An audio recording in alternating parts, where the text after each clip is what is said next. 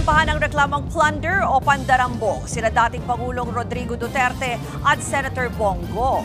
Inihain yan sa ombudsman ng dating senador at kilalang kritiko ng mga Duterte na si Antonio Trillanes. Para sa iba pang detalye live mula sa tanggapan ng ombudsman sa Quezon City, nasa linya po ng telepono si JC Cosico. Kapatid, ano ba ang mga isinampang reklamo ni Trillanes dyan? Ruth, maliban nga sa plunder, reklamong paglabag din sa Anti-Graft and Corrupt Practices Act at Code of Conduct for Public Officials ang isinampa ni Trillanes kina former President Duterte at Senator Bongo at mga kamag-anak po ng senador. Dahil daw yan sa umano'y pag-abuso nila sa kanilang mga government possessions para nga mapunta ang nasa 7 billion pesos na halaga ng infrastructure projects para sa mga kaanak po ni Go. Kasama po riyan ang contractor company na CLTG Builders na pagmamay-ari po ng ama na Senator Go at Alfredo Builders na pagmamay-ari naman ng kanyang kapatid. Bawal daw kasi yan dahil sa conflict of interest. Sa pa ni Trillanes, patunay raw sa kanyang mga reklamo yung contracts na hawak niya mula po DPWH na nakuha niya noong senador pa siya. Karamihan din sa mga projects, Ruth, ay nasa Davao City at buong Davao Region. May flood control din dito, pati road widening projects. May mga projects din daw na incomplete pero nabayaran. Ito raw po ay nagsimula noong alkalde pa si Duterte hanggang sa naging presidente. Dating Special Assistant to the President ni Duterte si Go, na nooy kanya rin pong Executive Assistant. At binanggit din po ni Trillanes na nasa 816 million pesos na mga kontrata ang nakuha umano sa mga magitan ng joint venture ng CLTG Builder at St. Gerard Construction na pagmamay-ari po ng mga Diskaya.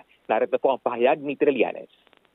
Alam naman natin na magkadugtong ang bituka ni Bongo at Duterte, kaya hindi niya pwedeng ipagkaila na hindi na-impluwensyahan ito. Tapos, nung senador na si Bongo, ganun din. Kahit na senador siya, siya pa rin ang nag-a-act as the alter ego of Duterte.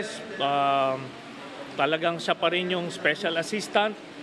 Kaya ito ay maliwanag na violation sa ating batas. Ruth, to recall, itong complaint na ito ay final na nga sa DOJ. Pero kalaunan po inendorso sa ombudsman at na-dismiss. Pero ngayon daw ay kanilang bibigyan po ng kopya ang Independent Commission for Infrastructure o ICI ng complaint na ito para nga maimbestigahan din. Ruth? JC, may reaksyon na ba sina Senator Bongo o yung kampo ng mga Duterte tungkol dyan sa inihaing reklamo ni Trillanes?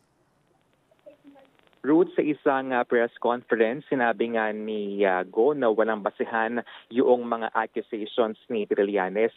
Handa raw siya makipag-cooperate sa investigasyon ukol dito.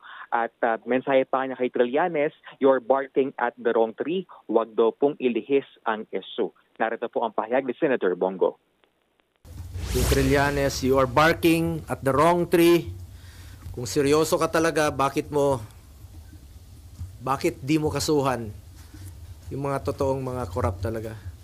Bakit di mo kasuhan yung mga financials mo? Yung mga contractor, alam mo yun. Alam mo yun. Kita mo na.